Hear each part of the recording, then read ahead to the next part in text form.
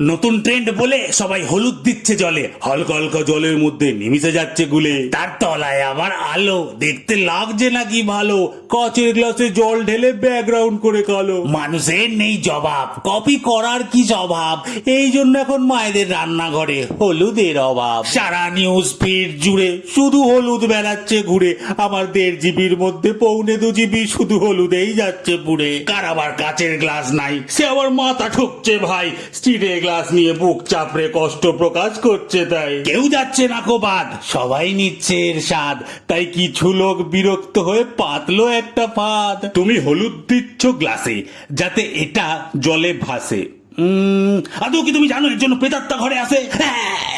আবার কি বলে, হলুদ দিলে জলে ভূত ফুত আত্মা হত্যা ঘরে ঢোকে তার বলে। অনেকে মেরেছো রেলা, এবার সামলাও ঠেলা, গুটি গুটি পায়ে প্রেতাত্মা এসে লুটে নিয়ে যাবে মেলা।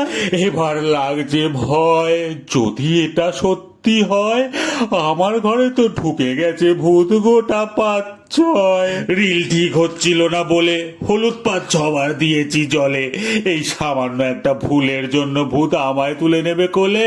এখন আমার কি হবে, আমি তো আই বুড়ো গো সবে।